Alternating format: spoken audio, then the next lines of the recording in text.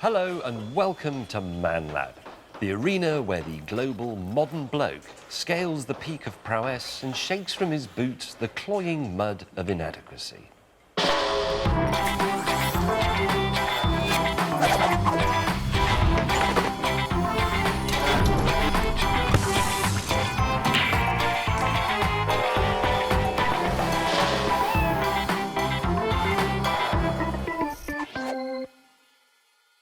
Coming up, go. We reach for the stars, performing a funeral, Man Lab style. Prometheus is unbound in our home Foundry. Do not show that on camera. If my wife sees that, we are dead. And I take on the simple task of revolutionising the entire male wardrobe. I think the reaction out there will be either amazement or utter bewilderment.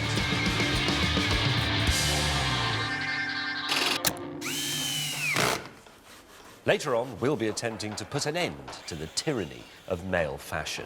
But first, the history of high-altitude flight is littered with the names of the bold and the daring, from Pilatre de Rosier in the Montgolfier brothers' hot air balloon in 1783 to Neil Armstrong and Joe Walker in the Bell X-15 in the early 1960s. The quest to go ever higher is one of humankind's oldest obsessions. But it's one that we at Man Lab have yet to confront, mainly for budgetary reasons. Our mission, then, is to add our own glorious chapter to the Book of Altitude for a few £100. And for help, we turn to the true pioneers. The first passengers in a hot air balloon were a duck, a sheep, and a chicken. The first Russian in space was Laika, a dog, and the first American was Ham, a chimp. Clearly, the British household pet was key to our cut-price suborbital mission. Then we discovered that the RSPCA has some annoying rules about not catapulting live animals beyond the final frontier. But don't worry, we found a loophole and an unsuspecting crew of a cat and a bird. And here they are. This is Tommy, God rest his whiskers, and this is Budgie. May his soul take wings. Both of them tragically passed away earlier this year, and their owners have expressed a wish for their ashes to be scattered to the four winds. Welcome, then, to the pet cemetery of the future, the Man Lab Space Funeral.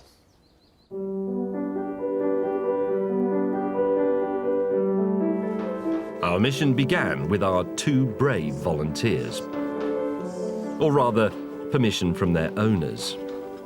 Oh, I think it's really good that Tommy's going up there into the outer atmosphere, because Tommy had very itchy feet. And if he'd have been able to climb on a rocket or a balloon and go up there on his own, I'm pretty sure that that's what he would have done, because that's the type of cat he was.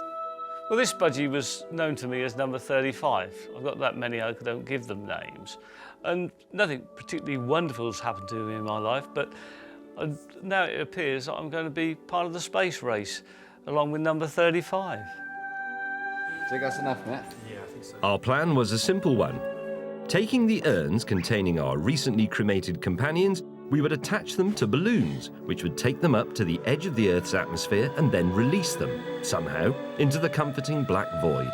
So, in order to test our plan, we bashed together an urn prototype containing a miniature camera and somberly inflated our trans-atmospheric, trans-theological transport solution. So let's go through and see if it will take off.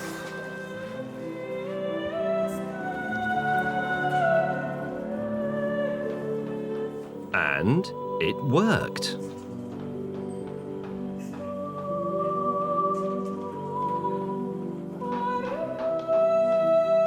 But it did leave us with some problems.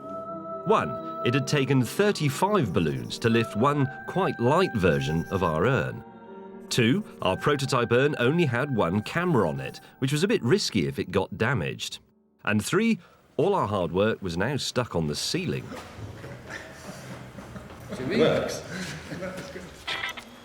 With a quick bit of woodwork, problem 3 had a solution.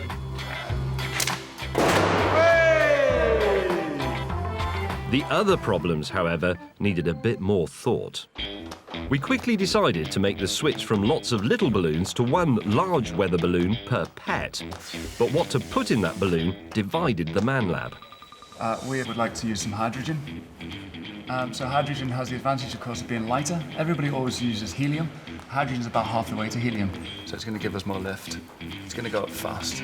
But Simi wants to stick with the party favourite, helium. It doesn't matter about the lift. They've got twice as much lift, but it doesn't matter. Because the thing is, we're only lifting such a small amount of weight. So we'll get more height. So I'm hoping we'll get more height. What began as a respectful goodbye to our feathered and furry friends has now become competitive. But that's the price of progress at the cutting edge of the Petash creative disposal business. Team Hydrogen, led by Dr. Ben and Dan, will be in charge of the remains of budgie number 35, the budgie. Team Helium, led by me and Simi, will oversee the final ethereal voyage of Tommy the cat. He's not only travelled to the New Forest and come back from Manchester, and he's travelled down to Birmingham and come back, but this, for Tommy, I think will be the ultimate trip out into space. Good on you, boy. Back at the lab, and we've decided to get around the urn problem by having the balloons themselves hold the ashes. As the balloons climb higher and the air pressure around them decreases, the gases inside will expand them to about the size of a sperm whale. Eventually, they'll pop, and the ashes will float out like little clouds of pet sol. This also leaves the gondola below each balloon free to stuff with cameras. Cunningly designed so that when the strings pull, it actually pushes down on the camera. Superb. All that remains is to perform a brief homage to Blue Peter, and the remains of Tommy and Budgie are ready to meet their maker.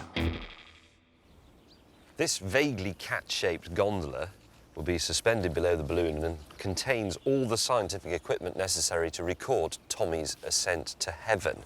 There's a camera there where his face would normally be. It will be looking at a portrait of Tommy so that we can see him up in the heavens. There's another camera at the back which will give us a wonderful shot of the Earth and the curvature of the Earth and our position in space, effectively. There's a similar arrangement over here for Budgie. Here it is. It's shaped, again, vaguely like a Budgie's head, so that we know which one is which. Camera looking upwards, camera looking forwards. A nice portrait of Budgie there in his last days in his cage. And this is particularly poignant because Budgie's life was cut so tragically short. He was never even given a name by his breeder. He simply lived and died briefly in his cage. Now, of course, he could achieve a sort of immortality during his ascent. Well, most budgies are normally cremated and just sit scattered on the earth. But this is a first for the budgerigar world, I think. And the fact that this bird's gone into space and its ashes will give it a place in history. Back in the field, the two rival air hearses, one helium, one hydrogen, are inflating fast. Now for the part where a cock-up wouldn't be funny. This is the bit we have to do very reverentially. We're now going to feed this into the balloon. The ash will be floating free in the balloon so that when it pops, they will be scattered and Tommy will become, as W.B. Yeats may have said, a part of the constellations of heaven. So, the dust of Tommy is deposited in the sacred vault of the helium balloon.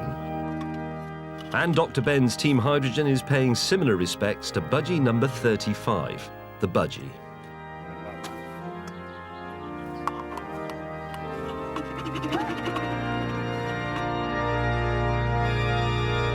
And so, finally, our pioneers in the afterlife are ready for launch.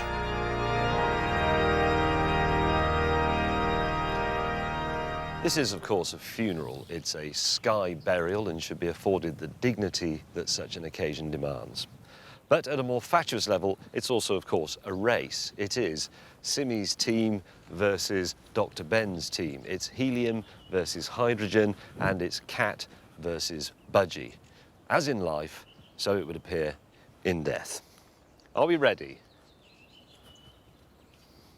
3, 2, 1, go.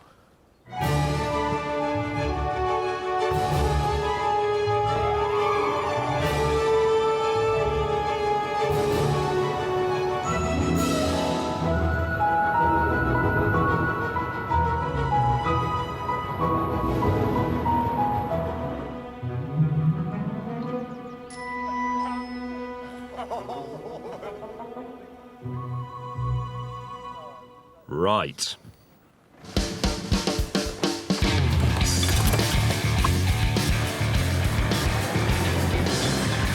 There are actually two races involved here. One is the race to altitude to see where the cat or budgie gets highest and how long it takes to get there. But then, of course, when the balloons have popped, all the information and all our pictures fall back to Earth, and we have a race to find them and recover them.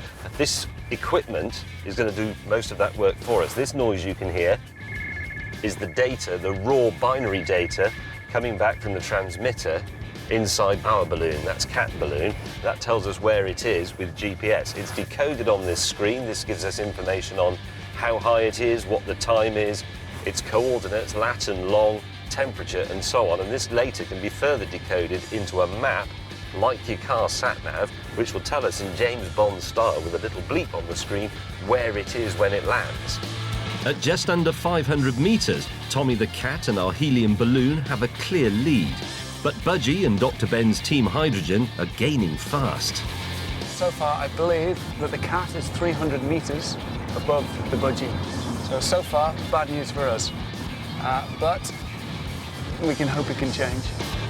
And change it does, as just moments later, Budgie number 35, the Budgie, strikes a blow for birds harassed by felines everywhere, draws level with Tommy, and then overtakes. The budgie is ahead. The cat had a short moment of glory, but we are ahead. There's no answer. James May is not answering. He clearly knows that we're ahead. Doesn't want to look defeat in the eye. In fact, Budgie continues its lead all the way up to 1,000 metres. Back on the ground, I can't ignore my fellow funeral director any longer. Hang on, it's the rival team. Hello, rival team. Hello, Mr. James May. The loser of the moment, I believe. Oh, shut up. Really? I'm afraid your cat is dragging behind. Well, I look forward to yours coming down in a fireball. I'll ring you back in a bit. Roger. Bye. That's shocking news. Budgie has leapt ahead now by nearly 1,000 metres. That is strange. Dr. Ben is claiming that is to do with the unusual properties of hydrogen and how it behaves at lower altitude, but having reached a certain height, it's then, well, it's gone off like a rocket, to be honest, even though it's only a balloon. I'm staggered by that. So, Tommy the cat may be lagging behind in his journey to a better place, but as the balloons rise ever closer to the clouds, the strange ethereal beauty of our flying funeral is enough to stop anyone from being a sourpuss.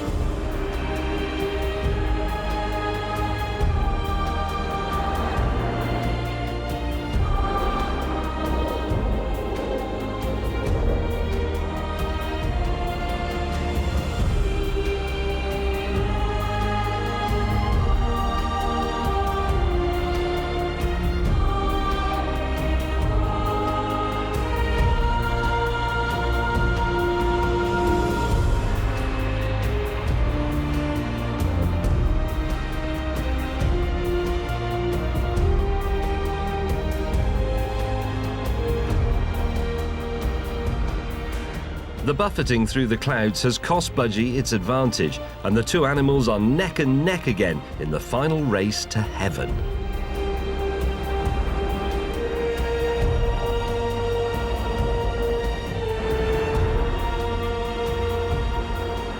Tommy and Budgie leave the troposphere and head for the stratosphere, pushing past 18,000 metres in height. That's the equivalent of 2 Mount Everests, or 11,613 Oz Clarks. The whole project is probably £500 worth at the most, assuming we manage to recover our expensive cameras. And we're already beating the highest flying aeroplanes available today. Very soon, our balloon will be at the point where the only thing higher than it will be the International Space Station and the Hubble Space Telescope. After that, it's the infinity of space.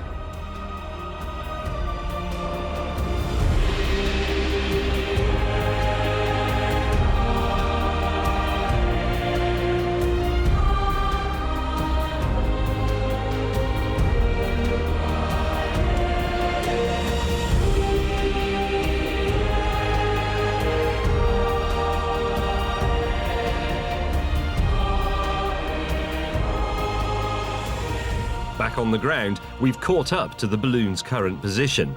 Time to see if we can get an eyeball on them. I can't see bugger all. What we don't quite realise is that trying to spot Tommy and Budgie through a pair of binoculars is an exercise in futility.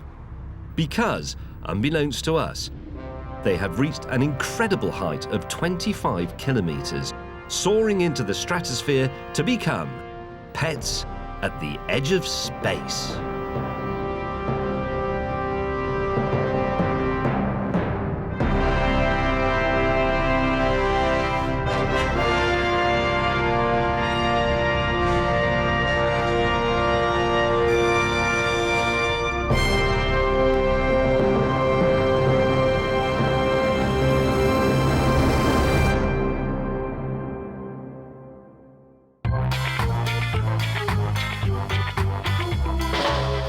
This is a sewing machine.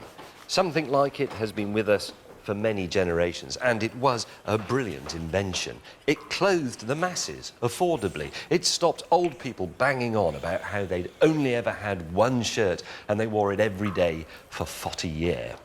However, there was a dark side to all this. In fact, the sewing machine has become unstoppable. It is responsible for an annual global tsunami of over 50 billion fashion items, all spewing forth from the massed ranks of Singers and Netchis and Brothers and Toyotas. No one is safe. Not even me, as it turns out. Here is just a small part of the James May Spring-Summer collection. And when I look at it, I have to ask, what was I thinking of when I chose that? Or for that matter, that, or indeed that, or any of the other things on this rack. And more to the point, even in a whole lifetime, I couldn't expect to wear out that many shirts. I mean, look at this thing. I've never even worn it. And here's a sobering thought. I've calculated that every day the men of Britain waste 2 million man-hours deciding what to put on. Now imagine how much more constructively we could use all that time. Imagine if you went to the wardrobe and there was a choice of just one thing. All men would be free of this ridiculous tyranny of trends to stride forth and achieve greatness. And that is why I have made it my quest to restore to glory the boiler suit. The inspiration for this revolution came from one great man. In Washington, in the gardens of the White House, Mr. Churchill demonstrating his siren suit. Churchill wore his one-piece siren suit through much of World War II. Wherever the Premier went, it was the same story. The message was clear. Single-suitedness meant single-mindedness. Wearing a boiler suit left Churchill's head clear for the important job of bashing Hitler's moustache off. Loads of clothes, on the other hand, means poncing about, an overload of labels spiralling us into fashion disaster. And the men of the 21st century seem to agree. Do men have too many clothes? Yeah, I think they do. I have too many clothes. I've got loads of clothes. It would be efficient. It'd be easy in the morning, I suppose. Yes, I think it'd be of great benefit to mankind if there was only one bit of clothing. But as with the telephone and the light bulb, not everyone is convinced. I don't think a boiler suit's very fashionable at all. Part of the problem is that people see the boiler suit as a sort of cheap, one-size-fits-no-one commodity available from a DIY shop for £5. So let's begin its revival by giving it some posh provenance. This notion is what takes me to a place I've never visited before. London's Savile Row, home to some of the best tailors in the country. If I'm to convince blokes that one piece of clothing is enough, I need to at least be sure that my arse doesn't look big in it. I want to make the boiler suit a sort of default choice. You get up in the morning, what do I wear? It's my boiler suit. I can see a case for making it a bit more tailored. In its current state, it's very basic. The sewing leaves quite a lot to be desired, and I'd imagine the fit does. Right, should you measure me? Yep. Dubois? Dubois? Jacket waist, 39. That's not your trouser waist, it's your jacket. It's my belly, essentially.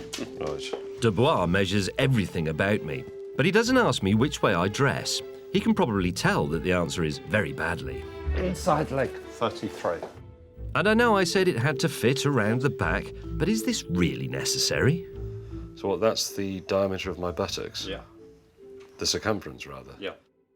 So, with the exact circumference of my buttocks recorded for posteriority, Dubois makes a start on the first step of my suit to end all suits, a bespoke paper template. This is the front of the trousers.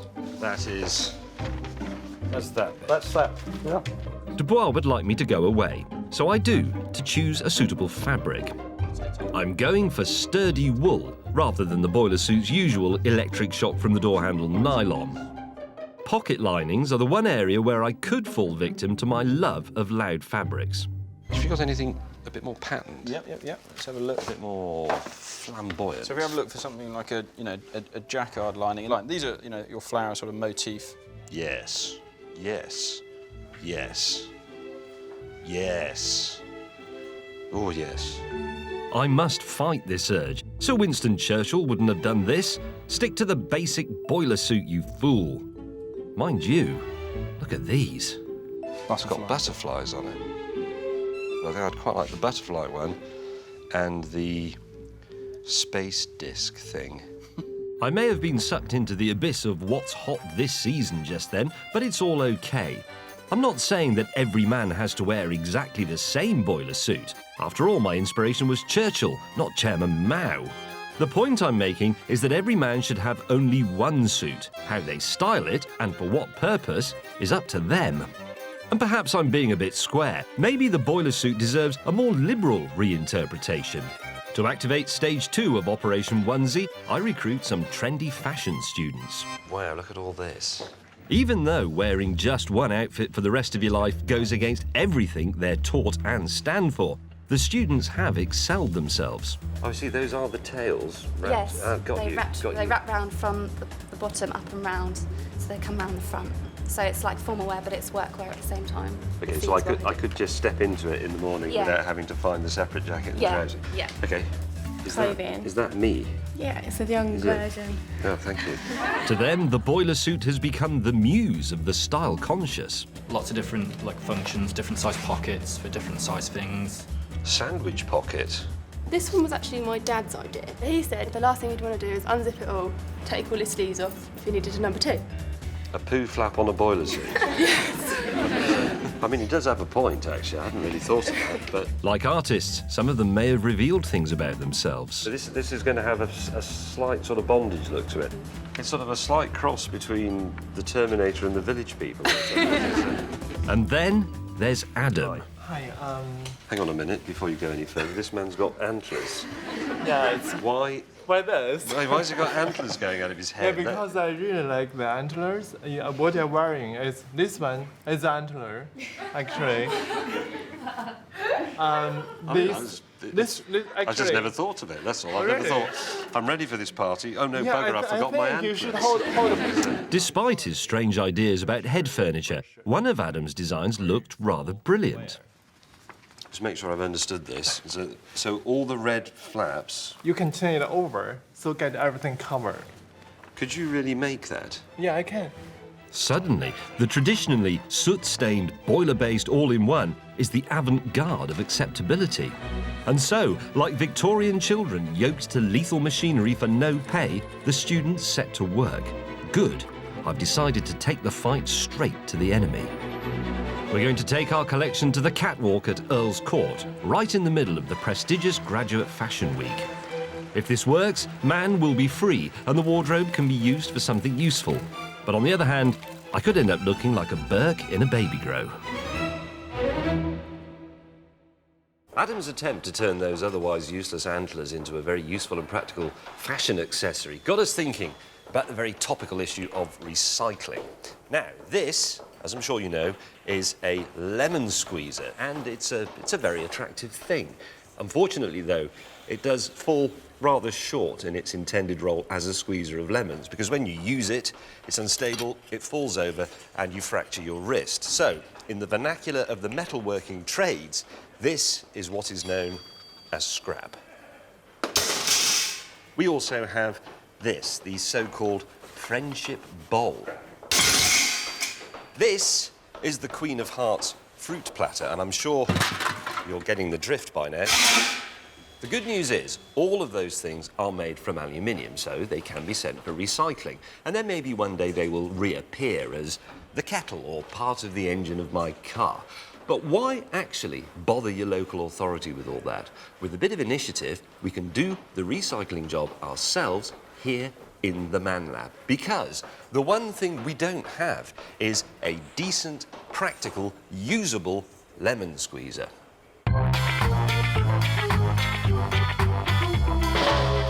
What we're actually intending to do here is to take the useless lemon squeezer and, as Omar Khayyam might have said, remould it closer to the heart's desire. And we're going to do that in the Man Lab Foundry. A foundry being a place where metal is melted and then poured into moulds to create fascinating shapes. Ever since our hairy-faced ancestors discovered that some rocks contain this stuff we call metal, metalworking has been central to the march of human progress. In Britain, things came to a head in the Industrial Revolution, when you couldn't move for blokes heating up or melting metal and then bashing it into shape or pouring it into moulds. Foundry work is the most mystical of metalworking. If we can't master it, we are men of mere clay. Our furnace will be made from bits and pieces lying around the Man Lab, and we have help from our home foundry expert, Colin. Now, the first thing we do, tell me if I'm wrong, is make the furnace. The furnace, believe it or not, is this bucket. Of course, we'll have to customise the bucket first. It needs an air hole, or nozzle, called a tweer. Metal dustbin, piece of pipe, hole made, Jubilee clip attached, keep it stiff. That is the tweer. That is where the air will be blown in to make our furnace rage, like something from, I don't know, Dante or William Blake. Next, we reinforce our bucket furnace with what's known as a refractory lining, there to withstand extremely high temperatures. We're using a mixture of clay, sand, and a bit of sawdust. Well, hey, that's looking good. Look at that. Put the lid on there. All our furnace needs now is a lid with an exhaust hole. Yeah. What a job. Lovely. What a job. Then we pack the furnace with old newspaper and wood and set fire to it. Fire your blowtorch up the tweer.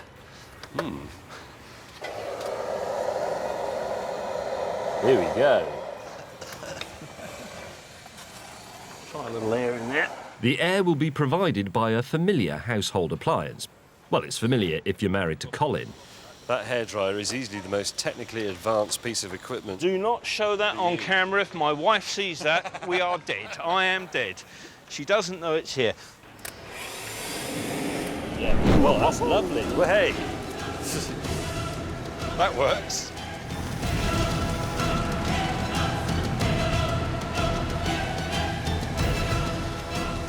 That's brilliant. Look at that. Seriously hot. That will become the white heat of technology. Our scrap, the lemon squeezer and the silly bowls, will melt faster if they're in small pieces. After much discussion, we decide to hit them with hammers.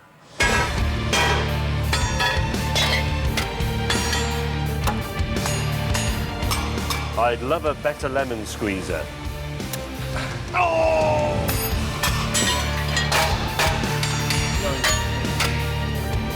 Anyway, whilst that's happening, I can go and do something absolutely crucial to the foundry process, which is make the pattern this way. The pattern is a wooden version of our forthcoming lemon squeezer and will be used to form the cavity inside the mould. Now, it might seem a bit absurd that you have to make effectively a model of your casting before you make your casting, because you think, well, you're making a lemon squeezer in wood and then you're making another one in aluminium. But with a well-made pattern, you can, of course, use it over and over again to make a mould, and you can make loads of lemon squeezers. So the pattern has to be spot on. Any mistakes will be reproduced in the finished squeezer. So here I am at the wood-turning lathe, in slight slow motion with misty-eyed music.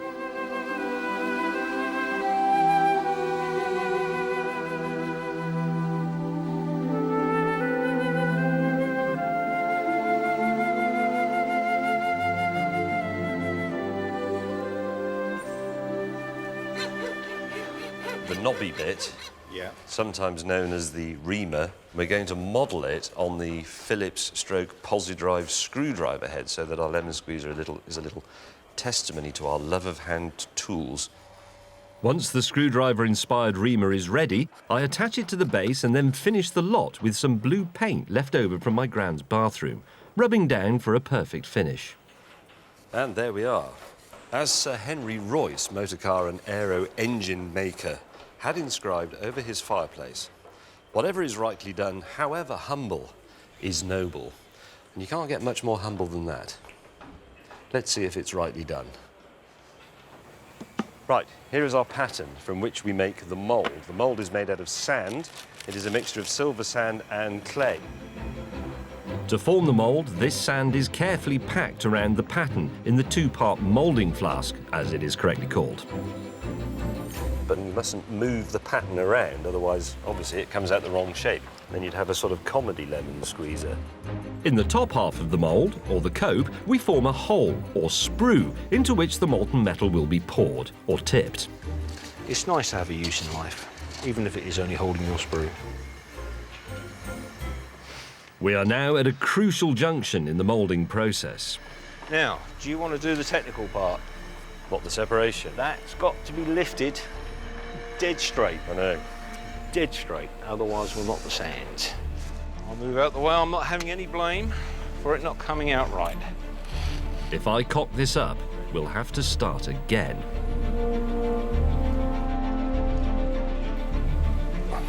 How's it looking? How's it looking? Oh, look at that.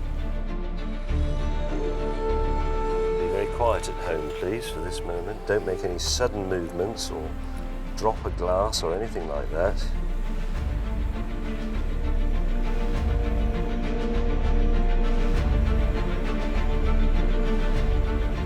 Look at that. Perfection. Should we just hang this on the wall rather than cast it? That's a work of art. Now that the pattern has been safely removed, the two halves of our flask are put back together with a lemon squeezer-shaped cavity inside, thirsty for some hot metal. OK, we are ready. Ready to go. For pouring.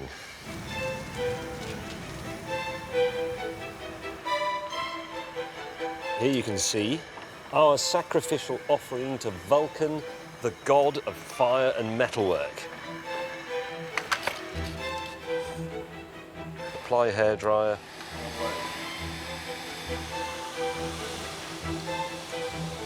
Scrub one Ponzi lemon squeezer, usher in the era of the un-Ponzi lemon squeezer. Once the charcoal-fired furnace has reached something like 900 degrees, the aluminium becomes liquid.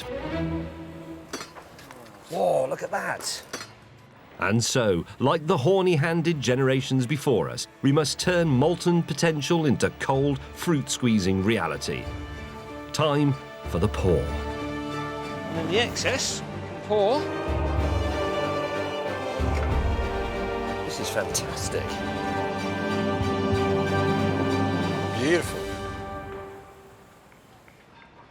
Right, cup of tea and knock out. Nice, that sounds good to me. One industrial cuppa later. But I'll be ready, because this is a moment of pure magic. Now we're going to see. Right. This is looking good. Poker, give it a poker.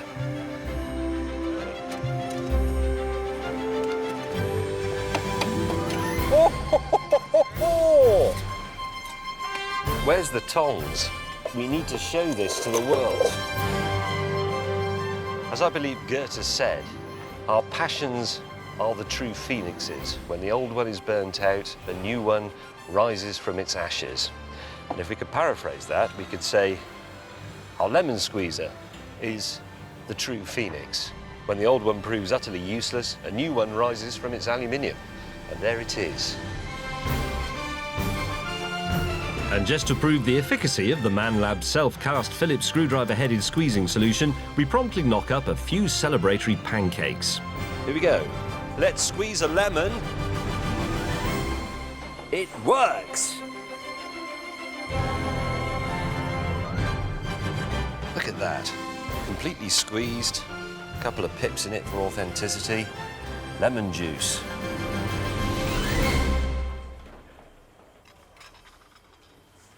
nice lemon. Yeah, well squeezed.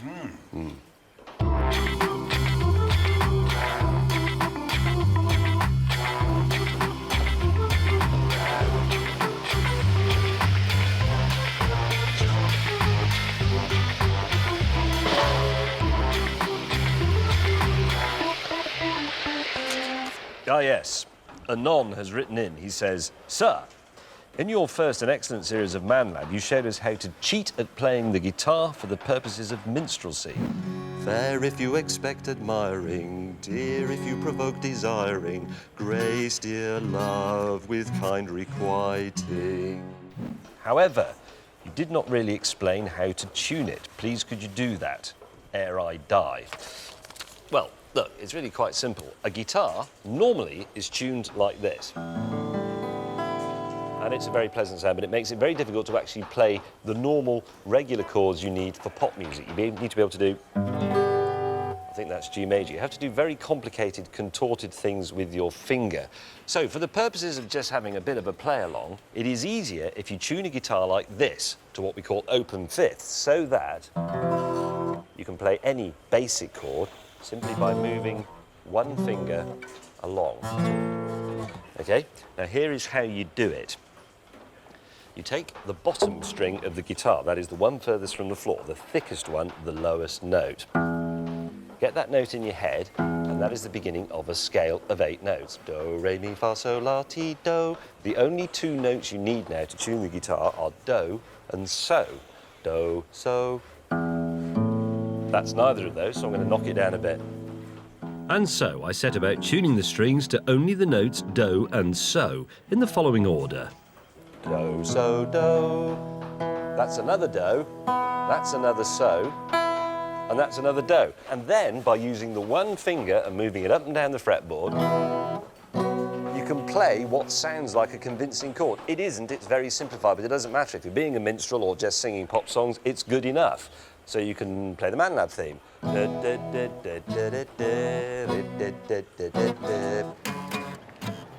Using this method, only an idiot could fail to play the guitar.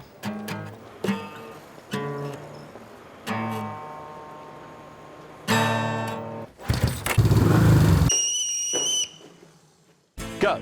Earlier, we said goodbye to the remains of Tommy the cat and Budgie number 35 the budgie, whose owners had made the ill-advised decision of asking us to take care of the funeral arrangements.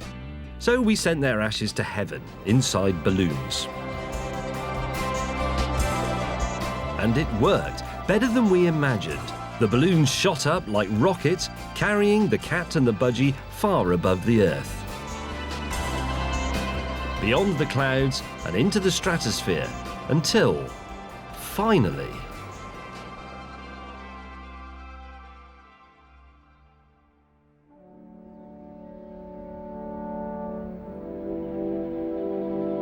the final frontier, at least for a cremated cat and budgie. Their mission, to boldly go higher than any British household pet had been before, and then be scattered to the 4 winds. Meanwhile, back on Earth... It's still going up, which is a good sign, which means it hasn't burst yet. Our 2 races are still on.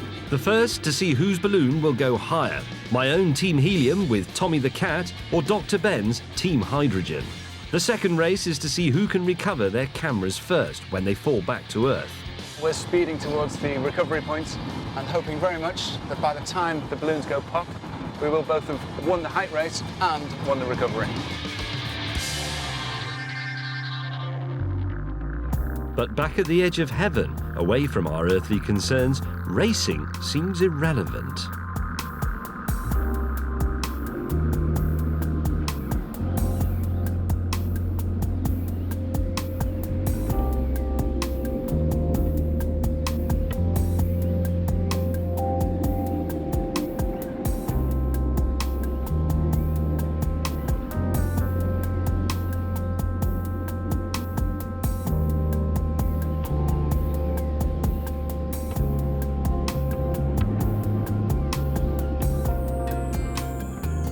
Budgie number 35, our representative of budgies everywhere, is now 30,111 metres above the Earth. That's 123 times higher than Canary Wharf, the previous highest recorded bird. Tommy the cat isn't far below, at 28,917 metres. But then,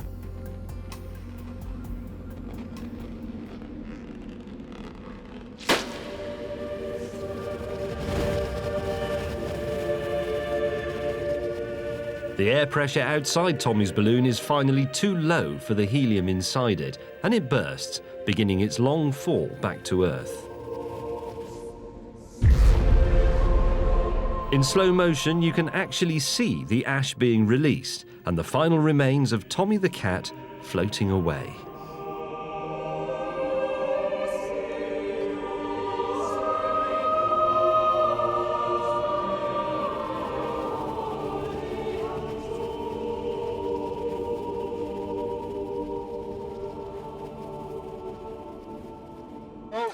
Got burst, definitely. 28,900. Oh, quick. So we are on the way down. We've got a burst. 28,249. 92,500 feet. Let's just dwell on that for a moment and think about the remains of poor Tommy.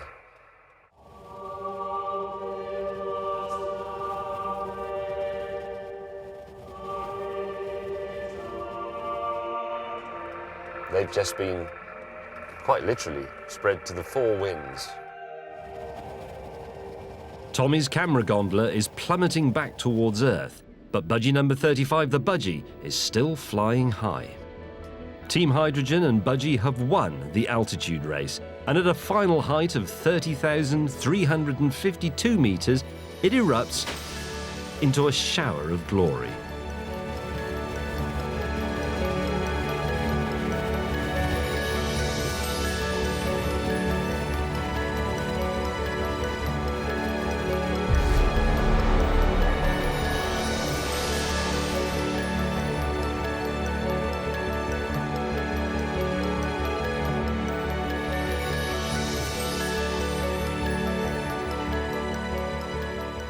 Budgie has won the altitude competition.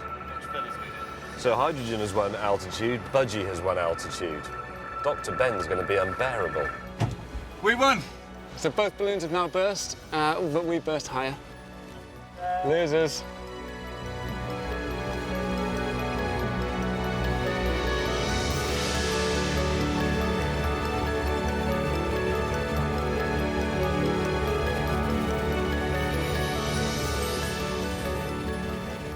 I'm over the moon. This is one for the birds. The cats have always been their mortal enemy, and here they've won without doubt. Oh, it's coming down like a... Well, it's coming down like a lead balloon, yeah. I was just going to say that. At the start of their plummet, the atmosphere is about 100th the density of that at ground level, and this lack of air resistance allows the payloads to reach speeds in excess of 200 miles an hour. Meanwhile, far below, we're now into race 2, camera recovery. All we need back from the entire operation at this point now is the data cards with the pictures on. The little cameras don't have film in them, they have flashcards, effectively. And if we can find those, we're in business. We're sort of prepared to lose the cameras. If they land in water, they will float because the budgie's head and the cat are buoyant. The cameras would probably be ruined, but we could retrieve the cards and probably rescue the information. As the payloads start to near the cloud layer, the air resistance picks up and the parachutes we remembered to attach start to take effect. Unfortunately, it is, as ever, not quite that simple. Unbeknownst to us, Tommy's trajectory has him landing square in a line of electricity pylons, while Budgie is on course to make an emergency ditching in a sewage treatment works.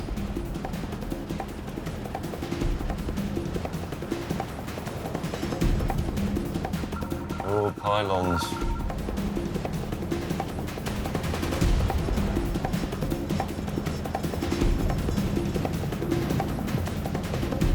It hits.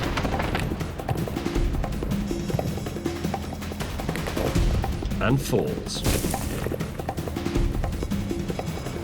A few miles away, budgie number 35 isn't far behind, and worryingly close to ending up in the sewage. But at the last minute, a lucky gust of wind sends it sailing out of danger and into the welcoming arms of a nearby field.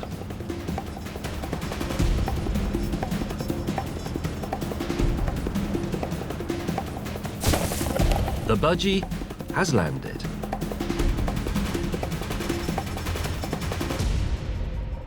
Yards.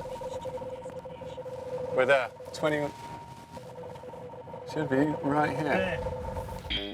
Dr. Ben is the first to reach his landing site, but the combination of the cornfields and the close range of the GPS is making a polystyrene budgie's head rather tricky to spot.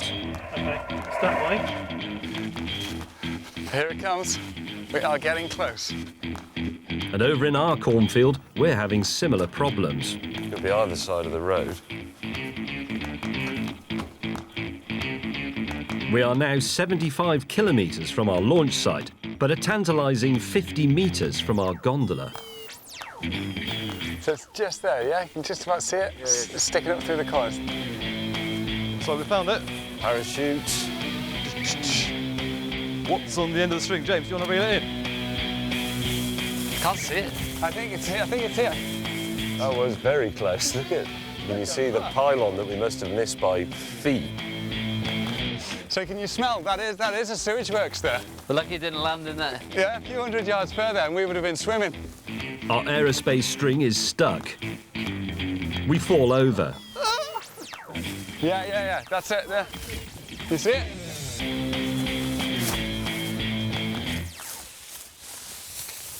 Well, hey, is that budgie? Complete. Look at that. Let's get that right. Happy camera, still on. Happy camera, still on. Say hello to the camera. Fantastic, look at that. It's perfect. Wow, amazing. Nice job. Success. Fantastic. Thank you. Oh, there it is. Hey. Superb. Cameras look intact. Picture is intact. Where's that been? 85,000 feet. 85,000 feet, yep. That's pretty spectacular, isn't it? Twice as high as Concorde used to fly. Well done, Tommy. So, Team Helium lost both races. But what of it? The ManLab Pet Cemetery on the edge of space seems to me to have been a resounding success. Most pet ashes are scattered in a corner of the garden. But in death, Tommy and Budgie have reached heights unknown to any British animal before them. We salute them. Pioneers both.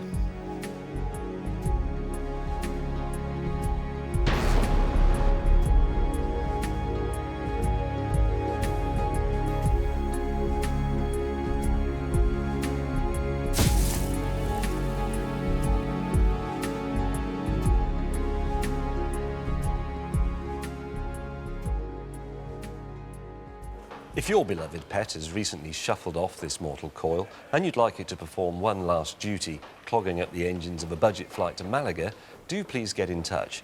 manlab@bbc.co.uk. No goldfish, please.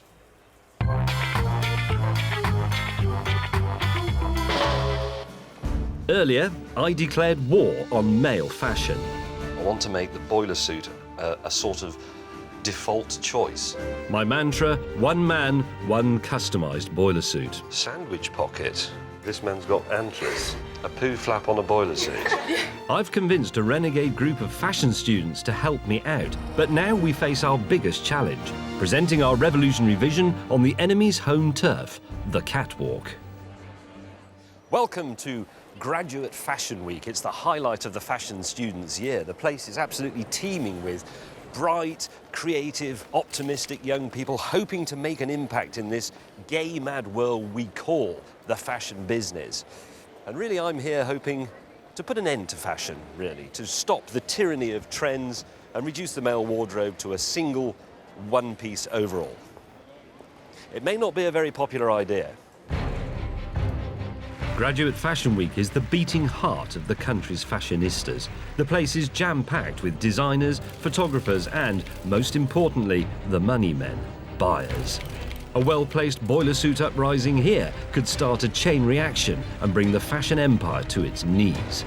I decide to go on a reconnaissance mission.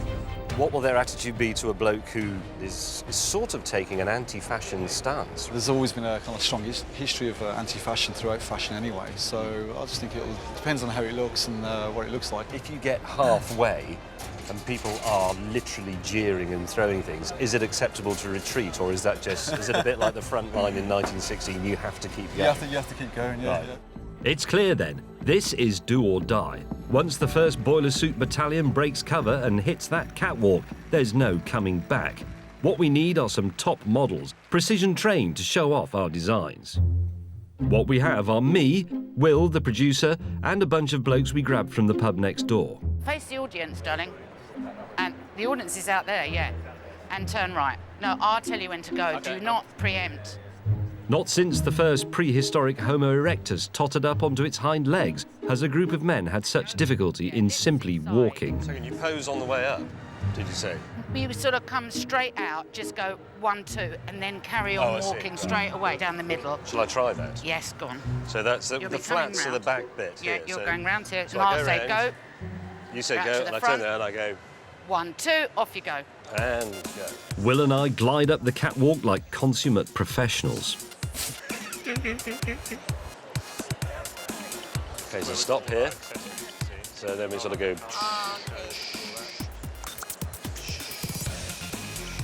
Massive applause. At this point, I'm imagining the audience faces as they gaze speechlessly at my detachable smart casual accessories. And then we do a pose about here. Now, I'm sure, like you until now, thought that the catwalk was just a matter of mincing in one direction and then mincing back in the other. But actually, it's a lot more complicated than that. See, this is like, it's like the invasion of Normandy, but in silly outfits. It's quite difficult. This is it then. On the battlefield, our colours are unfurled. Backstage, our plucky troupe of amateur models are dressed into their personalised boiler suits by the young designers. This is an uprising. Even Adam has the finest antlers on for the occasion. I'm so excited. While the students tie up any loose ends, I get into my own boiler suit. No, don't worry, it's not this one. Can't reveal my whole outfit to you yet, obviously, because that will spoil the surprise, but I think the reaction out there will be either amazement or utter bewilderment. Could go either way. Let's see. Pioneering stuff.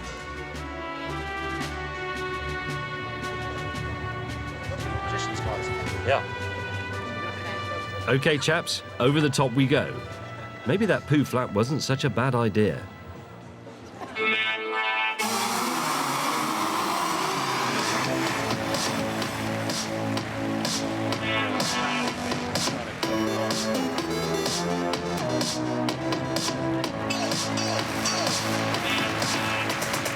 Presenting the May Boiler. Designer, me. Perfect for everyday activities like fixing motorcycles, going to the pub or trying not to laugh at the camera.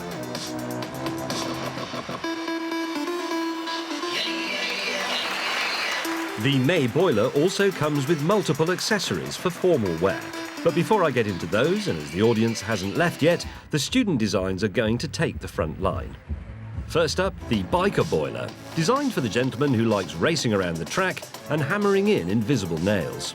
Or why not try the Barbecue Boiler, with useful tongs pocket and party atmosphere trim.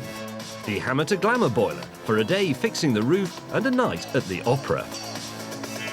So far, our fashion revolution is going quite well.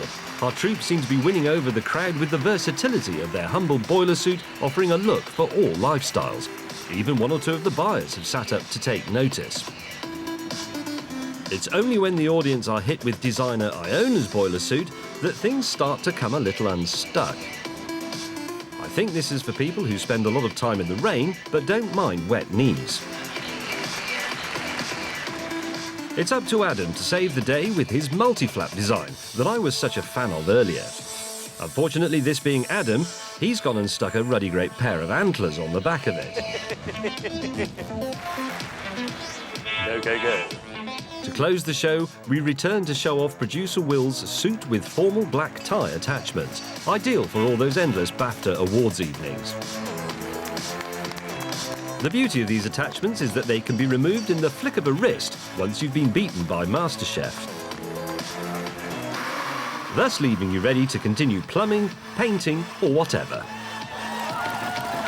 The crowd is on our side. We may yet stand victorious, boiler-suited and proud, telling Gautier to go to hell.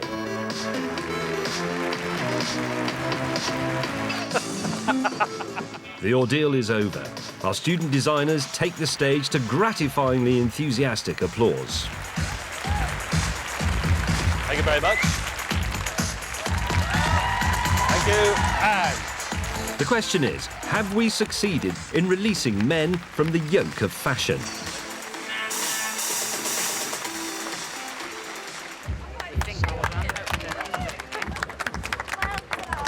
well, who knows? That could have been a pivotal moment in fashion. It could be like the first time a woman was seen out without a hat, or the very first time a man discarded his hose and put on a pair of trousers. It could be that significant, but it all comes down to what the buyers think. So, let's find out. Well, it was entertaining. There's obviously a lot of work had gone into it. Was it commercial for our sort of mass market retailer? I'm not sure it was. I think some of them were quite out there, particularly the ones with the antlers down the rack. I'm not sure how appropriate that would be to be commercial.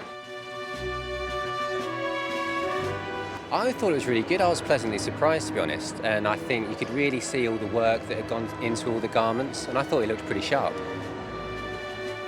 3 months later, in the accounts department of Emporia Manlab, sales were recorded as nil. And so, with a heavy heart and an expertly cut multitasking flag of surrender, I accepted defeat. I am, I admit, bitterly disappointed. It does seem that whatever you do with the boiler suit, it is destined just to be worn where quite dirty manual work is being done. And I thought this was a good idea. I really did. I mean, what is the problem with it? It's not as if I'm asking blokes to wear a skirt or anything. Goodbye.